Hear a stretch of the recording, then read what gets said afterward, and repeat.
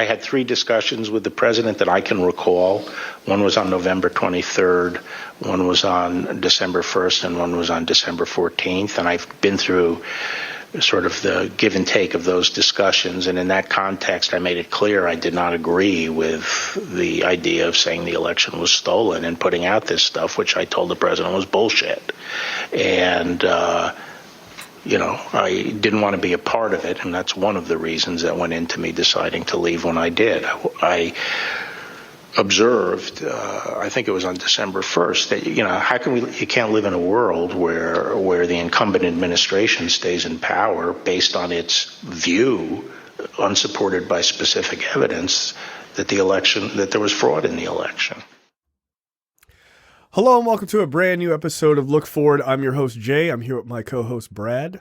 It is curious that despite the fact that Bill Barr was so aghast that this is one of the reasons he resigned, that he still, committed verbal fellatio on Donald Trump in his resignation letter. That still is kind of weird to me. Well, you got to polish the man off before you leave. That's how Bill Barr works. Look, we're going to talk about the Jan 6 hearings, kind of a big deal. It's going to be the bulk of this episode, so buckle up. But we did want to play that very loose man of the people, Bill Barr. This is all bullshit, guys. No big deal. I told you. Got to tell you, for someone who's a big, the victors write the history, believer, he sure is doing a lot of ass covering. A ton. He was like, how big is a circus tent to put over my large ass? Because I don't want to go to prison. One thing that is incredibly clear. So we'll talk about a bunch of other sort of major things that happened throughout these hearings, these revelations. But the Bill Barr stuff in the second day of hearings is pretty goddamn good, right? Oh, yeah. Look, I think Bill Barr is a massive asshole of a person, right? He does have some pretty funny gifts that have been made of him, during congressional hearings, which that's the only positive thing I can say about him. But his big thing is Bill Barr's an asshole, but Bill Barr's nobody's idiot. He's not. No. He was just this motherfucker thinks he's going to overturn the election. Let me throw out my parachute and get the entire fuck out of here before this blows up. And that's what was the other everyone's focused on the bullshit line. I think which he said, that this is bullshit several times during. Oh yeah, no, he was in his bag. But I think the bigger line is that he literally described Donald Trump, who was the sitting president of the United States at the time, as having lost touch with reality or something to that effect. Well, he said if he believes this, he has lost touch with reality, which obviously the other side of that sentence is if he doesn't believe this and he's saying it, then he's full of shit. Yeah. And that's criminal, right? It's not just being oh, he's crazy. Nah, you actively know that you are committing a crime and you are lying to people, which is the obvious truth. Well, and that's one of the things that the committee has been trying to, the second day of hearings especially, was that Donald Trump didn't believe that he won the election. He knew he was full of shit from Jump Street, and he just kind of played this role to not only cause upheaval and try to remain in power, but also to steal a shitload of money from his supporters. That's right. So yeah, I love the Barr line just because I like that he paints himself as an uber patriot, I had to step down. Nah, dude, no, you're just a fucking turd that will not flush, and your way of doing that is to go his intelligence, and he is very smart. His intelligence is seeing about 5 steps ahead of himself, right? And he's this is going to blow up in this dude's face. He's not smart enough and he's not savvy enough to get out of his own way. I'm out. Right? Yeah. That's, and look, I can appreciate the craftiness of that. I don't respect him at all. Yeah. But I can respect a guy who's like, nah, fuck that. Like, I'm not gonna go to prison. And this is where the, you know, the politics being all about self-preservation can advantage us sometimes, is when people do crazy shit. The people that are not also crazy tend to jump off of the crazy train before it pulls into the station as much as possible. So. Speaking of that, after January 6th, we find out that Betsy DeVos was like, so y'all gonna do the 25th Amendment or like, nah? And they were like, no, we're not gonna do it. And she was like, I'm gonna resign. Again, she recognized, it took her a little bit later in the game, but she even recognized, like, look, I want to keep my billions of dollars and not go to prison over some bullshit. I'm gonna go ahead and leave. Like, yeah, again, not a surprise. And again, so this is why, and before we get into the content, like, this is why it is important to do these things publicly. It is very apparent to me that pretty much anyone who that wasn't on the right who were like, oh, like, what's the fucking point of doing these hearings? It's not going to change minds or anything like that. Weren't alive during Watergate. Like we haven't had something so impactful in terms of a political, like, revealing of shit going on with, you know, high office in this country since Watergate. And that was 50 years ago. So, like, that's why it's important to air this stuff out, because it will get seen, especially nowadays with social media. Like, this shit will get amplified. Even people that don't want to see it, like, even, you know, people that watch Fox News, and Fox News is doing everything they can to shield their viewers from having to view any of the content of these hearings, are going to see it in some way, shape, or form. No doubt. And that's why you fucking do this. It also, Jay, has given me a newfound appreciation for the Benghazi hearings. And I'm really glad that Republicans did them now, because there's no better way to show that you have absolutely nothing than putting a public hearing on and getting absolutely nowhere with it, making it very clear that it's just a fishing expedition, whereas you have this January 6th hearing, which, like Watergate, was done behind closed doors, all the information was gathered, and then the hearings were really just the presentation of evidence, essentially. Yep. That's absolutely right. Like, look, I like, you and I briefly talked about that ahead of time before the show. Like, that is such a great point, is that, like, as annoying as the Benghazi shit was, and it was like 11 hours and it was just nonsense, it did prove, like, ultimately, like, it kind of, like, in that regard, and of that case, if you can call it that case, in that investigation, you could barely call it that, like, it really did destroy their arguments against Hillary Clinton. Like, it actually did, because it was like, all right, cool, I'll sit here for 11 hours while you ask me a bunch of bullshit questions that you don't have answers to, you have no information, you're just hoping that somehow I'll slip up, and I'm way smarter than anybody sitting on that panel, right? And it's not just because she's crafty, it's also because they didn't have anything, because it was all made up bullshit, right? But it did exonerate her. Like, it did. Like, that's not a weapon they can use anymore. Like, oh, but Hillary Clinton, what about Benghazi? What about it? They had 11 hours, dude. She sat there for 11 hours. What else are you going to find? Yeah, but Michael Bay made that movie, so it must be real. Like, no, dude. Like, no. So it is actually really positive. I did hear a statistic today that I thought was really wild. 3 in 4 Americans saw some part, adults obviously, 3 out of 4, on average, 3 out of 4 Americans saw some part of the Watergate hearings in the 70s. Like, that's crazy high, dude. Like, that's crazy high. Almost 75% of adult Americans saw the Watergate hearings. That's a huge deal. There was a stat that like 26 million people tuned in to the first hearing, the evening hearing, this go round. That's massive. Like, it is going to permeate at some point. It will permeate, maybe not the crazies, because like they don't live in, ironically, they are also, not ironically, but they are also detached from reality, as Barb would say. But it can reach some Republicans who just go, I don't know, maybe Trump, maybe not. And they see that and they're like, oh, oof, that's not good. Pretty bad. That's pretty bad. And look, hit them, man.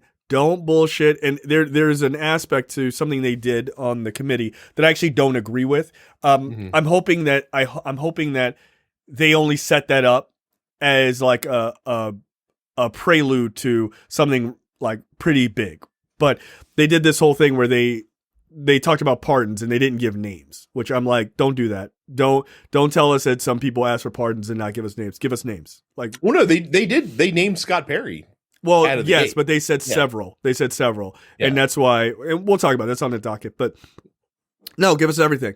Like, give it up. Give it up. Fuck that. Like, don't let any of these guys hide. So, it was interesting. It was super interesting. It's also very cool that they got like professional video editors to put to string these testimonies together, because that's the thing that's even more effective is not only the testimony that's being on offer, but who they have giving it, because a lot of the people that they have in front of this have been like Trump sycophants, like, you know, Bill Barr to some extent was a Trump sycophant, but Jason Miller, his daughter, like his campaign, like it's pretty damning when your campaign manager is literally testifying that was like, man, like these guys were fucking off, like going crazy, and I was on Team Normal. I they fired Team Normal and brought in Team Not So Normal. Like that's they literally called themselves Team Normal because other people were fucking crazy inside the campaign. That's insane. Having Ivanka Trump there and being like, hey, give us your fucking breathy porn voice analysis of this, and she's like, well, I just did not agree with my dad that the election was stolen. I'm like, and your political career is done. It's so done. Fun to watch her squirm, because like the pregnant pauses she's giving as she's like trying to formulate the answer. She's like, oh my God, I don't want to piss off my father, but I don't want to lie. Like that. She's trying to like thread that needle and just doing an awful job. And you know it's bullshit, because like the way that like the Trump Republicans are responding to these hearings, they're flailing, man. Like Trump comes out like the next day after the first hearing, and he's like, my daughter was saying that she, you know, respected the office of the Attorney General, but not actually Bill Barr, who's a loser. Like, I'm just like, what are you even saying? Yo, you're posting yourself in knots to defend her. The Bill Barr thing is hilarious because, like, yes, he has to like weirdly not shit on his own daughter, right? Like, if he's going to try to push her up in some sort of political aspect at some point, which I think is absolutely where he goes, instead of actually running for president. But maybe, okay, because we have a super interesting story.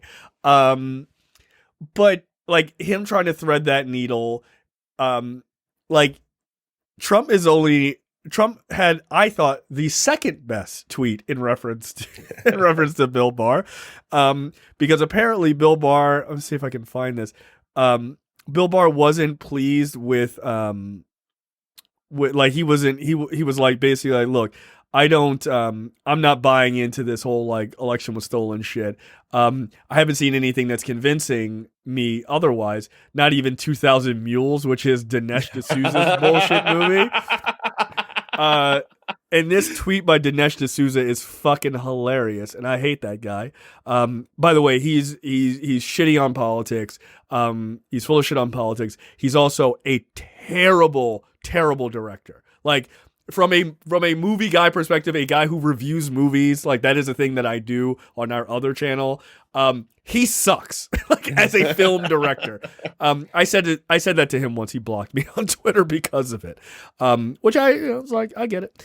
But Dinesh D'Souza had this quote. He says, Bill Barr is a stereotypical small town sheriff, overweight and largely immobile, whose rank incompetence results in the whole town being robbed from under his nose. Then asked to explain how it happened, Fatso breaks into laughter and insists the robbery itself is bullshit.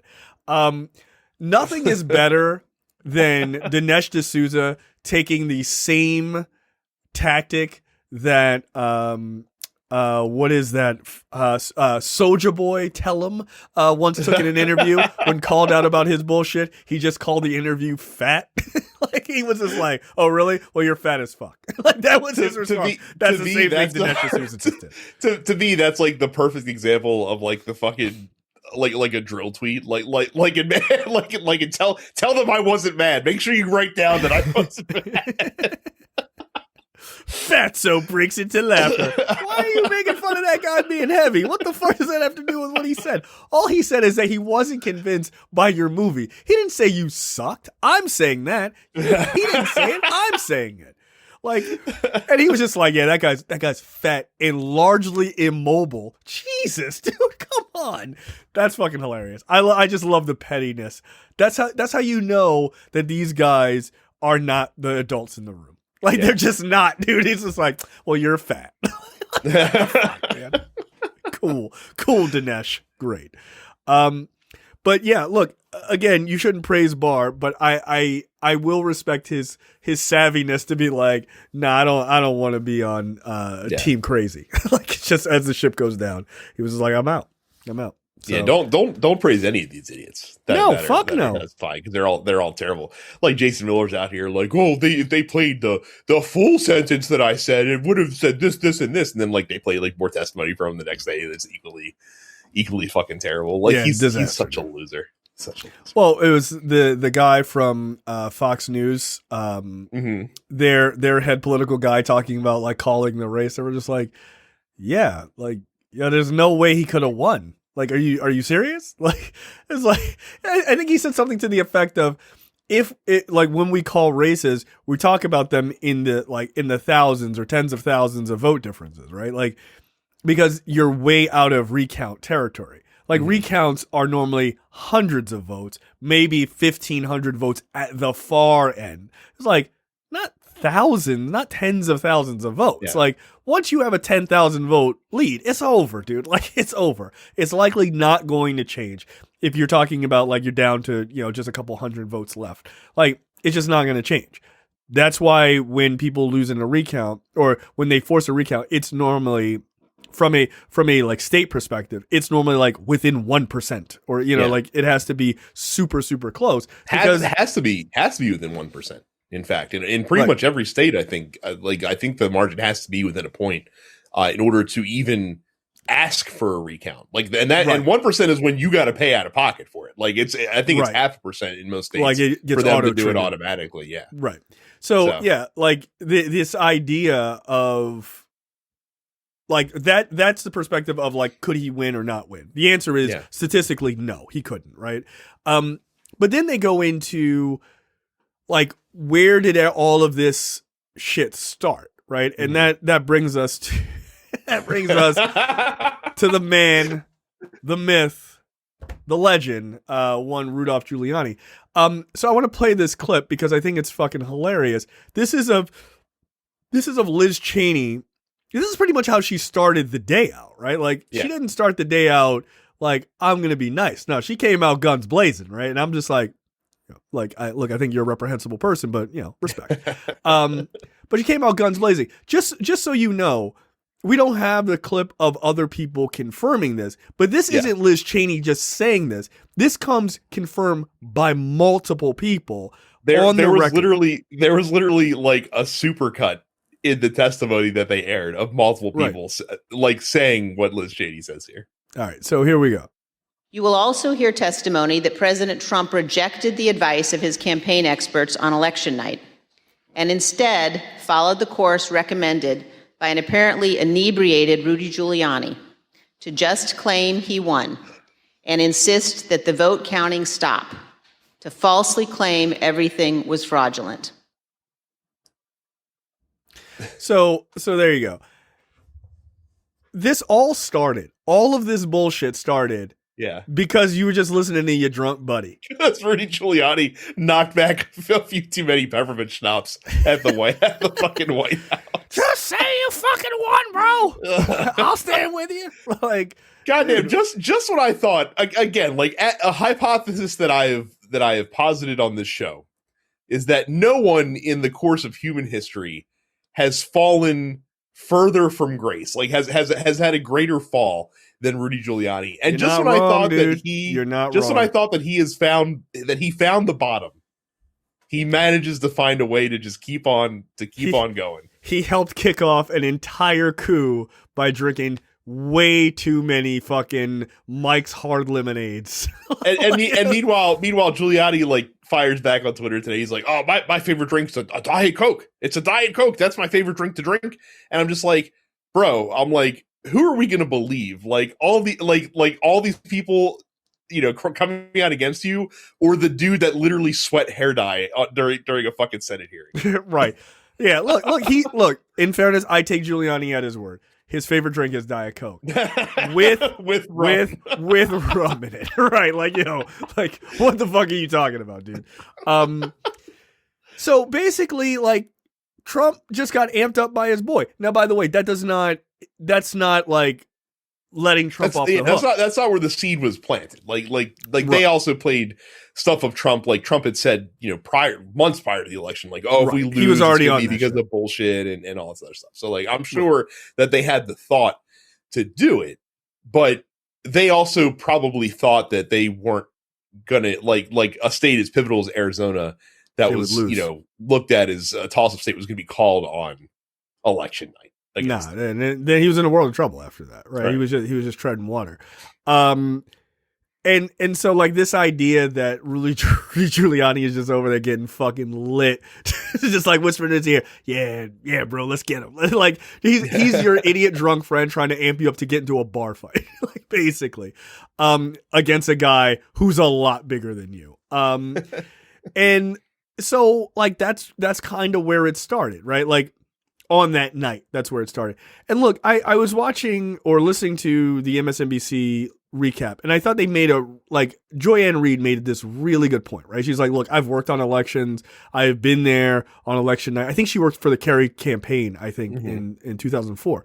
And she was talking about, she was like, look, when that shit was like going downhill and you could see like the numbers weren't working and everything else, she said the one person that everyone during the campaign is calling and wants to talk to are the numbers guys, right? Like these are the guys who are like, what's happening in Pennsylvania? What's happening in Arizona? What's happening in this little county and this little town and shit like that? They want to know all of that information. They want to hear details and facts to help them either like cope with bad news, like ultimately, or, you know, understand that like, oh, these numbers are still coming in. All right, we still got a chance, you know, keep you optimistic and all this other shit. That's the one person you want to talk to, or the group of people you want to talk to. And she said that she thought, and I 100% agree with this, it's pretty telling that the only person he wanted to talk to was his drunk buddy who would tell him what he wanted to hear, not what he needed to hear, right? I mean, that's par for the course for the fucking feelings party. For our feelings don't care about your facts party. Right, but like, again, to your point, like, but I was told that facts don't in fact care about my feelings. So like I'm weirded out that would be true. But it turns out that is much like everything in the Republican Party is nothing but projection.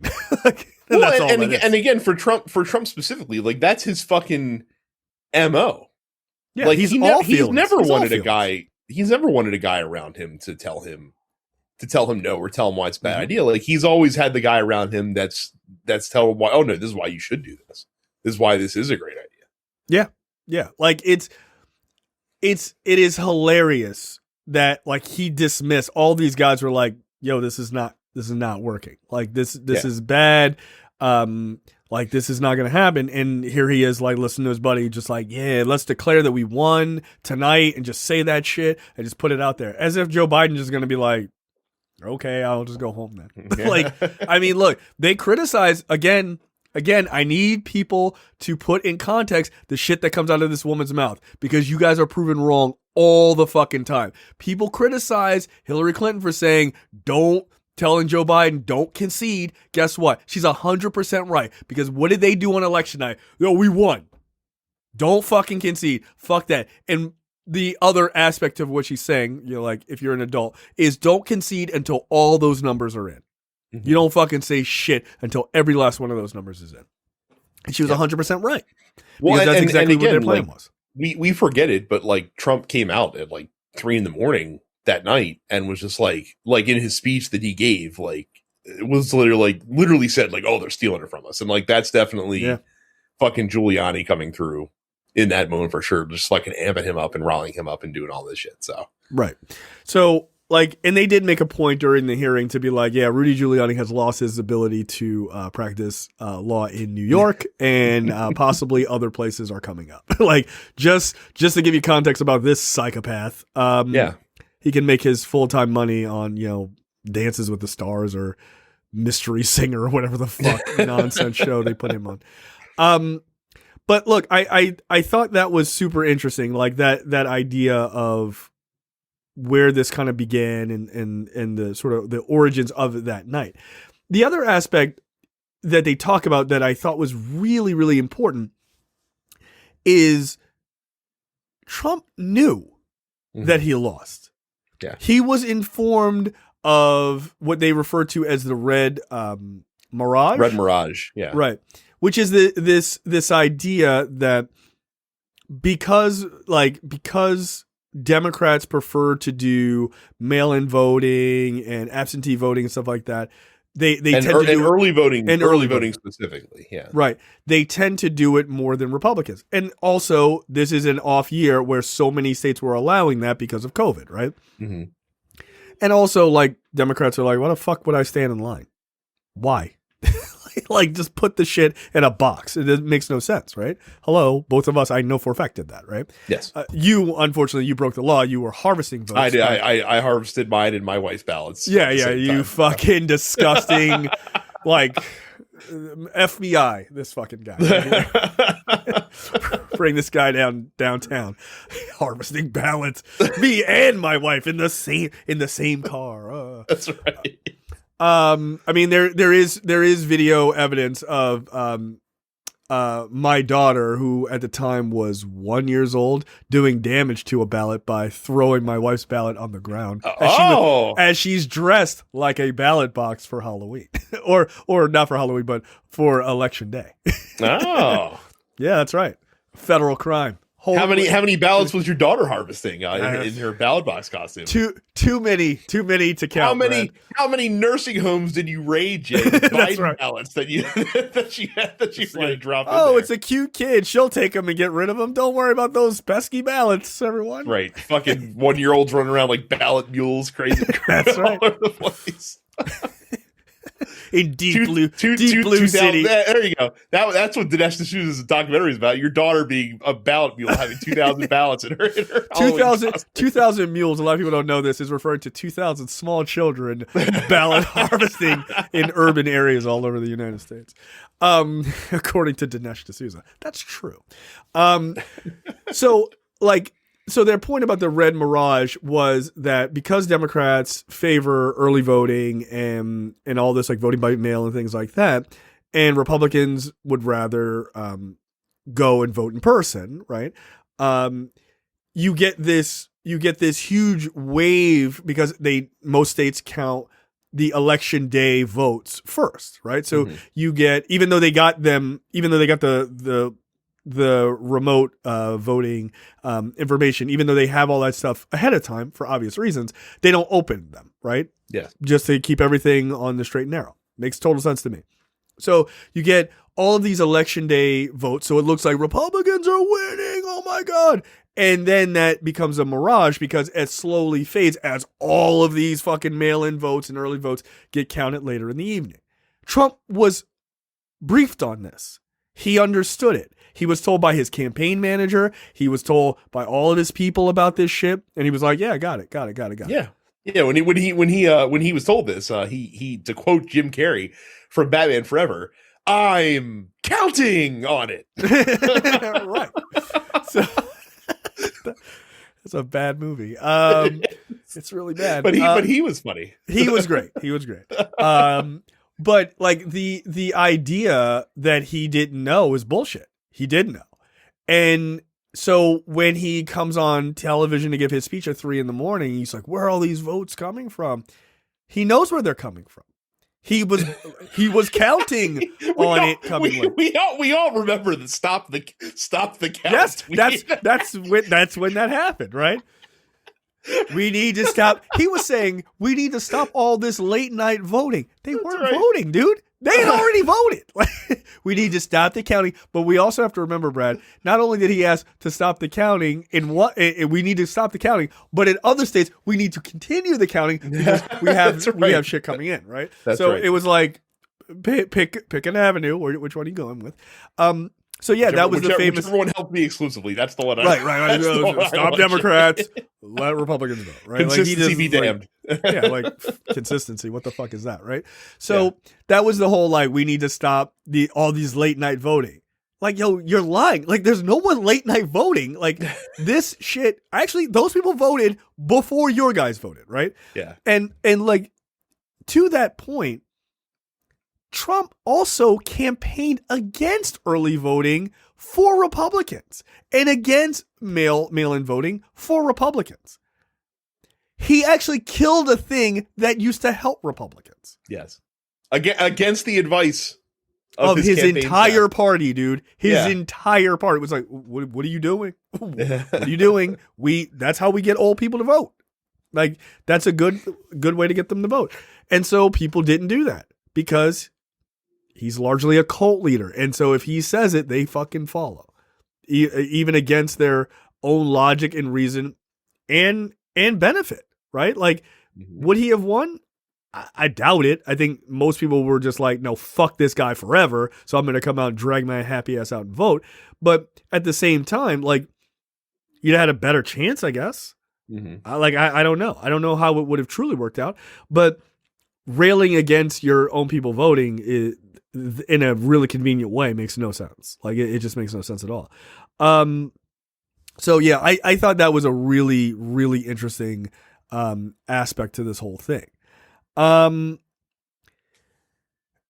Then comes what could only be described as the fucking doozy for day two of these hearings.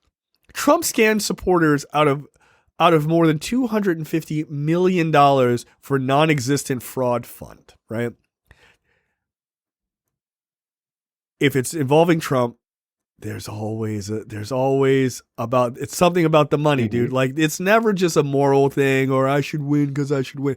Nah, yo, he wants money. He is addicted to money. So of course there's a scam, right? Representative Zoe Lofgren, who ran the second day hearing, says not only was there the big lie, but there was the big ripoff. And that is exactly correct. Mm-hmm. So after the campaign, after they started this bullshit lie of the votes, it's all made up, it's triple, quadruple voting and all this other bullshit. Rudy Giuliani is just pouring liquor on his fucking head, hoping it makes it into his brain, right? These guys are out of their minds, right? They come up with this PAC this fund called the Official Election Defense Fund. And they were like, look, you got to they start sending out all these emails. You got to send money to this Official Election Defense Fund. And this is the way we're going to fight back. Oh, that wasn't real. It wasn't a real fund at all. The PAC then made contributions to Mark Meadows' charity, to the conservative organization employing Trump staffers, to the Trump Hotel collection, and then to the company that organized the rally that preceded the attack on the Capitol on January 6th. It was all about the money, dude. Yeah. They quite literally used, Trump used it to pay off bills and shit. They just scamming. Kimberly Guilfoyle, then girlfriend, current fiance of Trump's son, was paid $60,000 for a 2-minute introductory speech that she gave to introduce Donald Trump at an event. That works out to $400 a second. Somebody calculated for that speech. There's more yet to come. Give me my money. Just give me my money. I'm so rich. Someone pointed out, I'm like, she truly has learned the ethos of the Trump family. Scam them as much as you can, man. Just get as much money out of these fucking people. Oh no, they'll make a perfectly great couple of just two rotten garbage bags together. Good for them. I hope they're happy, and I can't wait for them to also share a jail cell, as far as I'm concerned. And if you're saying, no, men and women can't share jail cells, Jay, that's stupid, I would say you need to watch this series finale of Seinfeld. They did, in fact. I base all my information off of that. I mean, what are your thoughts on this $250 million, $250 million scam? Like, do you feel sorry for the people, Brad? I mean, like, dude, we told you, like, we've been talking about this for forever. No, I don't feel sorry for these idiots. Like, yeah, if you can't see the forest through the trees, like this is literally like the real life version of like the Nigerian prince scam.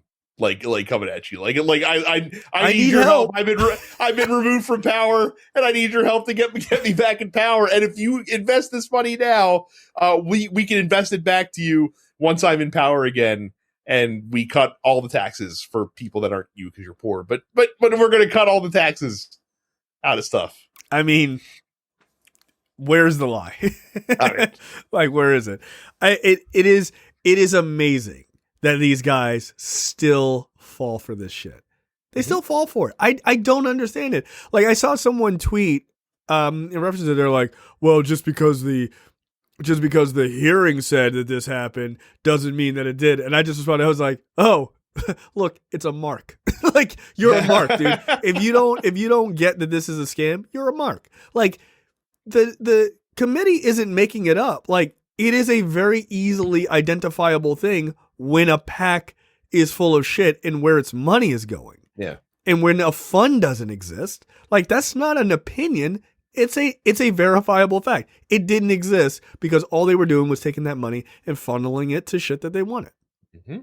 It also does explain partially why Mark Meadows changed his tune, right? Did Mark Meadows change his tune because he knew that he had all this money going to his charity specifically? Probably, right? That's probably part of it. Like, hey man, if you get on board, we'll fucking throw some cash at you. It's like, okay, cool. I'm here for that. Or if it happened afterwards, it's like, hey man, you remember how we threw cash at you? Shut the fuck up. And he was like, yeah, cool, I got it. Yeah, I remember that. I mean, again, we keep seeing it. Like, as soon as Trump was out of office, what did he do? Fucking sold his DC hotel that he had to acquire right before he became president. He got to use it as a fucking, like a fucking, yeah, essentially it was, for lack of a better term. All anyone that's coming to Washington to see me, you better stay here. Cool. Money goes right into my pockets. Oh, I'm not president anymore. Good. Get rid of it. I don't need it anymore. Yeah. It's not making money. Yeah. No, it's not making enough. Right. Because it's just to use to buy influence. By the way, put it in the books that should never happen again. Okay. Like, I need people to write that shit down because that was unacceptable. Also, could have happened if we had President Corruption Stopper.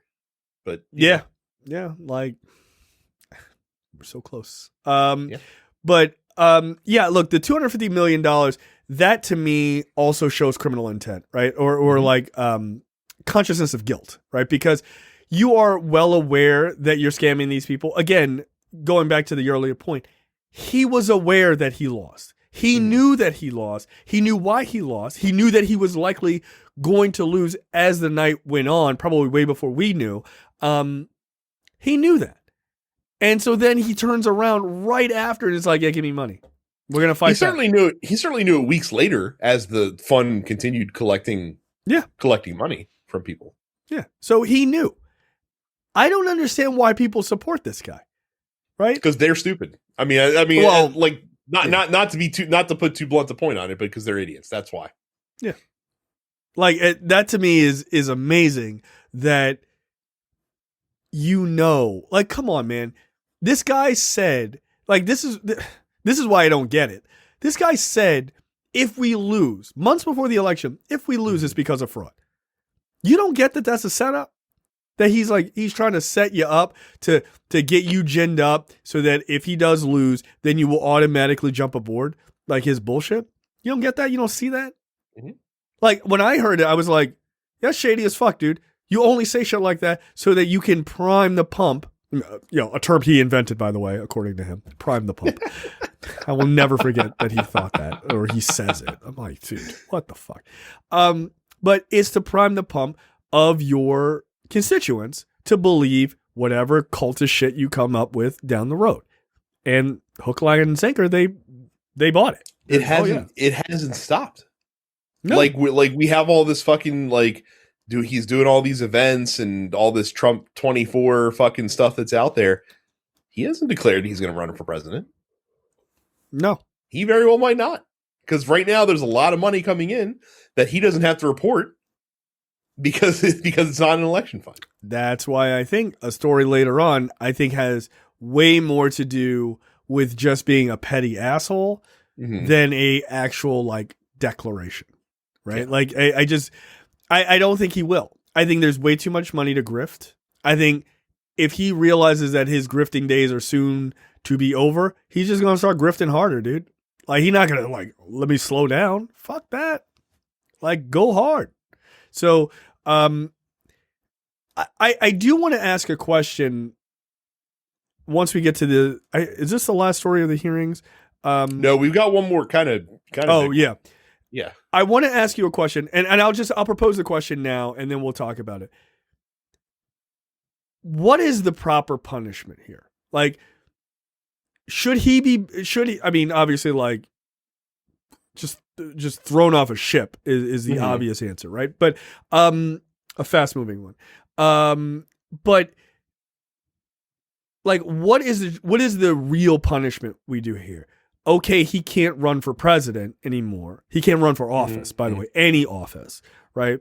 You take his money. Do you take his, what do you do? Do you ban him and everyone who's involved? What do you do? So I'm putting that question on the shelf because I want to talk about it because I think it's an important question. But let's talk about the last part of the hearings. GOP lawmakers, multiple GOP lawmakers, sought pardons post January 6th, right? So, or excuse me, not actually, that might not be true. Actually, post January 6th, multiple GOP lawmakers sought pardons for trying to overturn the election, right? That could be throughout the entire thing. It could be just specifically January 6th, but that's all we know so far. Liz Cheney alleged that Representative Scott Perry was one of them, right? But there are several more that we don't know their names. I don't understand I don't think there is a better example of consciousness of guilt than asking for pardons in reference to this. Just in case shit doesn't work out, let me just cover my ass. What say you on that? Look, name names. I loved how AOC and Brian Schatz took that ball and ran with it immediately. AOC's tweeting Republicans on Twitter. She's like, "Hey, I've got a question for you. Have you ever sought out a pardon from the president?" Yeah. Seems like an easy question to be able to answer. Super easy. Just got to say. And if I were a reporter covering these folks, I would ask that question incessantly. Yep. Whenever you're interviewing them, hey, did you see got a pardon? Did you see got a pardon? And if you can't say no, unequivocally no, seems like a problem. Seems like a problem. Look, there was. I wish I had that fucking article because they had a list of the. Republicans who gave tours. It's the list that exactly who you think it is. Of course. It's exactly Mo Brooks, Boebert, Marjorie Taylor Greene. It's the exact people you would assume they're on that list. I guarantee you those are the exact same fucking people. God, I wish. And more I don't know if you know, Mo Brooks inexplicably went on Chris Hayes the day before the January 6th hearing. Oh, so Chris Hayes was doing his show on January 5th was dedicated to kind of the timeline of events. And Mo Brooks offered to talk to him because he wanted to ask Mo Brooks, what's it like being this guy who fucking, like towed the line for Trump, and you were there with like body armor at the speech and this, that, and the other thing, and then he just fucking punted your ass to the side, like when you weren't using like when you dared to say speak against him in the most mild manner possible. And I wish that he had interviewed him afterwards, because that would have been he would have asked him that. Oh, guaranteed. fuck yes, he would. Yeah, of course. So I want to know who they were. I want to know who these people who gave these pardons are. I absolutely want to. And look, we might find out, because again, that was just a morsel on the introduction day. Like that might be like when we get to actually talking about like what happened on Jan 6th, that might be like we might say, hey, like these are the names that we were told. And look, I'm gonna tell you this right now. I would be shocked. I would be shocked to know that the congressional security system, all the cameras, I'd be shocked to know that shit doesn't have audio. I would be shocked to know that.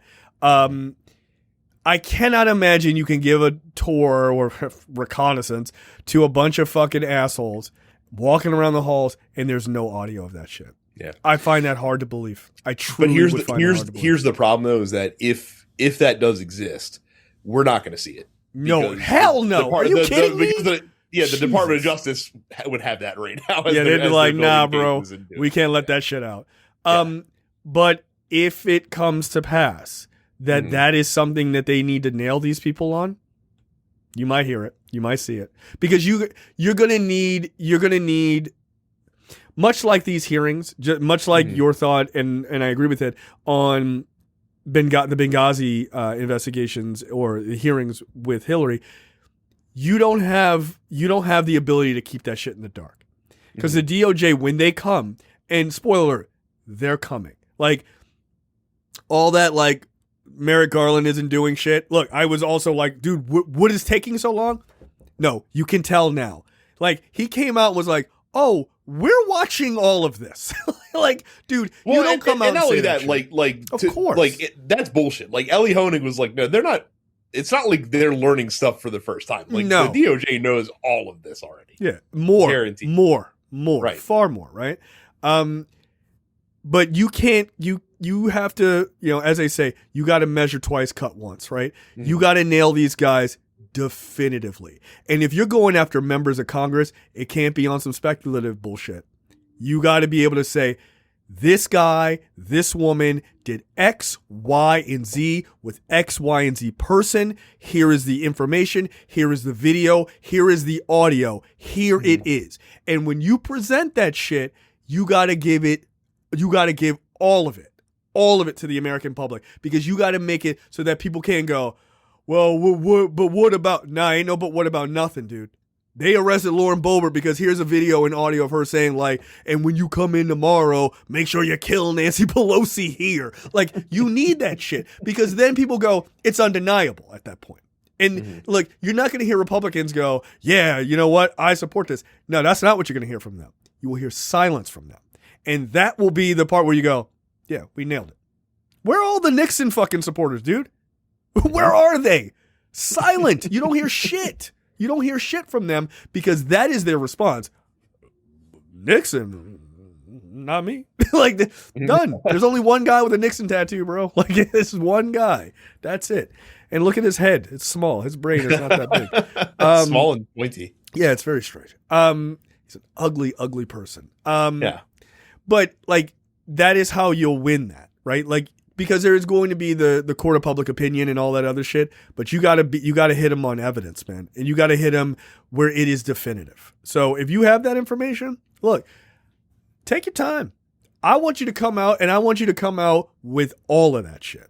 But I don't think the Justice Department is just gonna let this shit slide. I just don't. And I think if they're going to do this shit, they're gonna nail way more than just throwing Trump in indictment. And I think Trump will get indicted. I truly do believe that. Whether it will stick, that's a different question altogether. But he will get indicted. Yeah. The question is, will they indict a bunch of other people? And I think they will. Well, I mean, and I feel like that they're continuing to roll up, because that's what they do. And we're seeing that. Honestly, like, what should happen to Trump in terms of the DOJ, if this won't happen because it's way too sensational, but you could make the argument, and people have made this before. I'm not like, putting out this fucking galaxy brained idea here, but like you could make the argument that you could get him on RICO charges because essentially what he was running is a criminal enterprise. Yes. And look, I don't even think, like you said, a lot of people have talked about that, but I think that's how they're going to get him anyway. Mm-hmm. They're going to just start rolling up people from the bottom all the way up. Look, here's where you start. You started these fake electors. They're nobodies. They don't want to go to prison. Are you kidding me? They got everything to lose. They have everything to lose. They're like, yo, I was just some fucking dude. I'm a mailman in the middle of Idaho. Why are you coming after me? Good. Now dime on your friends, right? Who told you to do this? Oh, fucking Joe Smith at the Republican Party told me. Cool. All right. You're free to go. Hey, Joe, we need to chat with you for a second, right? And you just keep hitting. And the guy that told them what to do, he don't want to go to jail either. He's a nobody too, right? In the party. He's a nobody.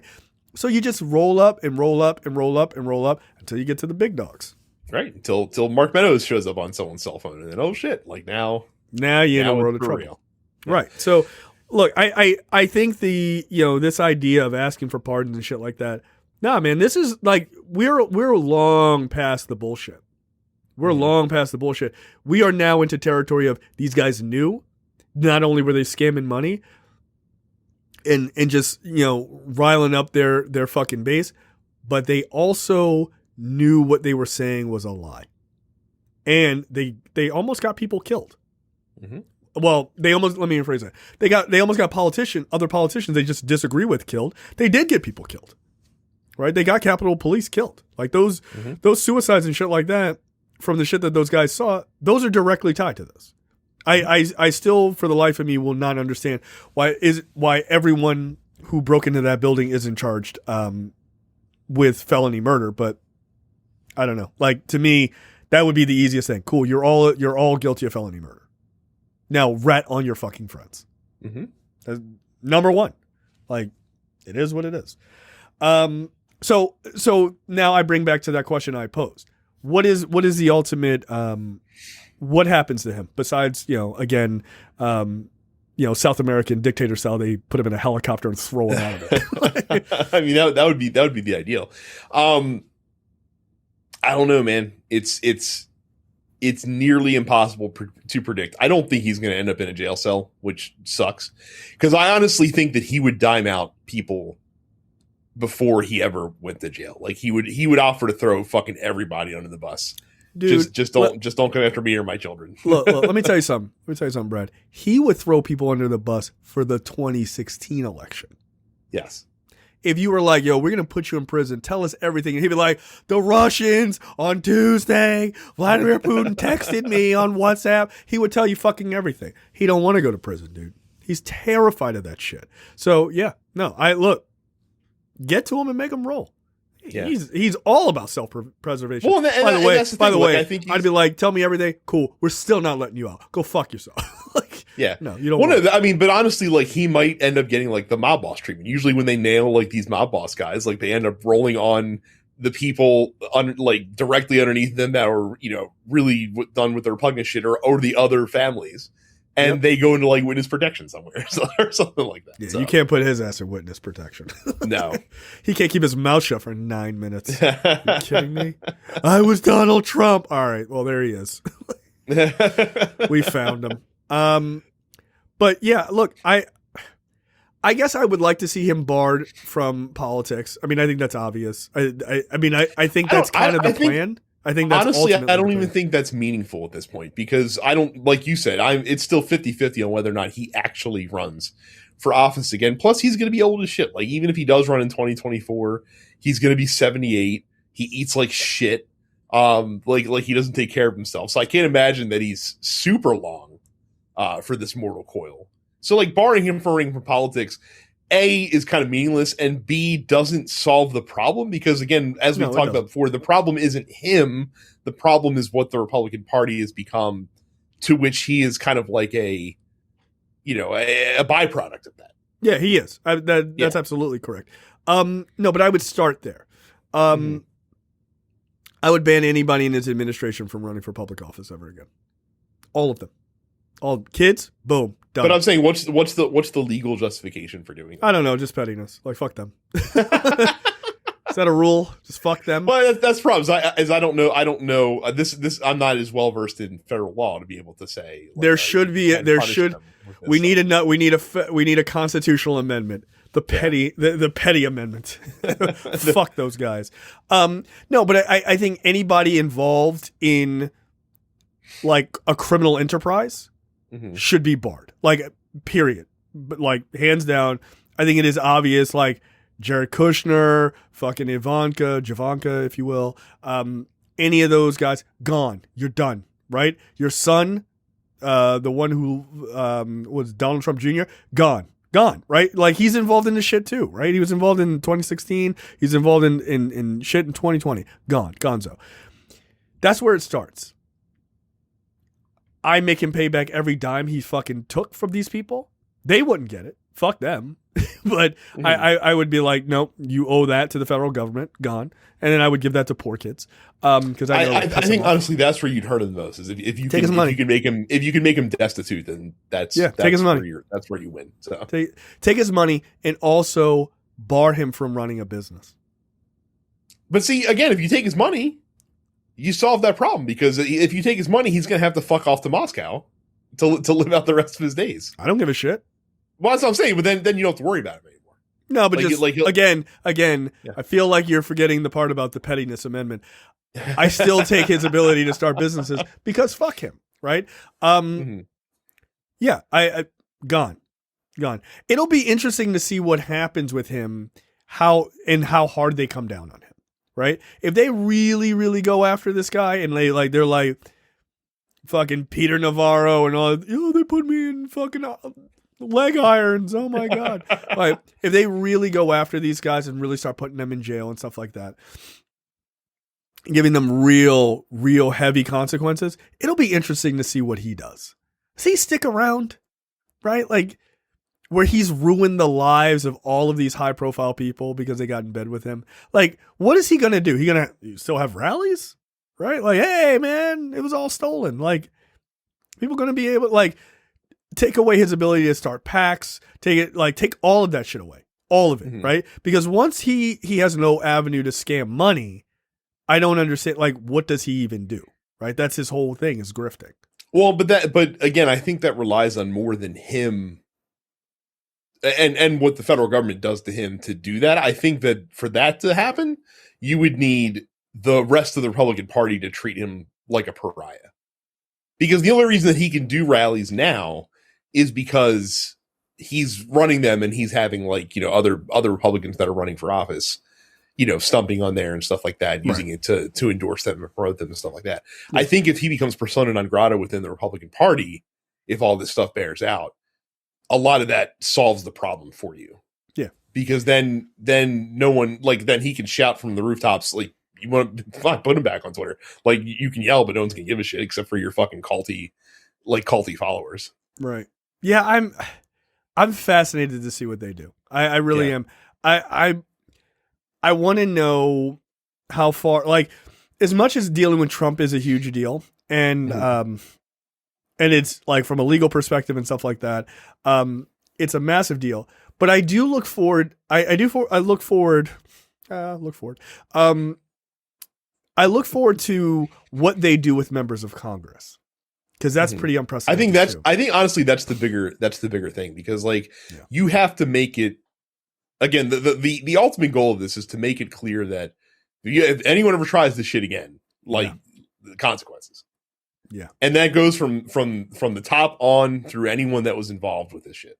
Yep. So the problem is that to get people out of Congress is going to require Congress to do something about it, and you just don't have enough people to do that. Right. Now, they could, especially if there's enough of them, because then, like, they're all banded together to ensure that none of them have to suffer the consequences. Now, the question is, what happens if they get federally indicted? Right? Like, no, but hold on, Jay. I know, they couldn't be. You literally saw. Wasn't it Duncan Hunter who fucking won re-election or like under federal indictment. And then he fucking got nailed. Yeah. No, like he was literally under indictment during the election, still won his seat back, and then had to give it up because he was going to prison. But that's what I'm talking about. Like, what's the rule if they get federally indicted and convicted? If they get convicted, sure, but like under indictment, they don't. No, indictment. You know, you can indict a ham sandwich. I'm not saying that that's the end all be all. I'm saying if they get indicted and found guilty, you can't serve as a Congress member then, right? Like, don't you auto lose your seat? I don't think so. I could be wrong about that, but I don't think there's like some trigger that if you go to prison that you something that you get booted out of Congress. We got Zoom now, Jay. We don't need to worry about being in the building. Yo, that would be wild. This is like 30 members of the GOP are all zoomed in because all of them are in jail. I'm remote working today. I got my new background up. You can't see my prison cell. Don't mind my congressional partner here, Bubba. Like he's cool. This is my aide, Tiny. Yeah, exactly. Stop hitting me. Okay, that's the end of the free portion for this week's episode of Look Forward. Make sure you go to lookforwardshow.com/premium. Sign up for premium content. It's only $5 a month or $50 for the full year.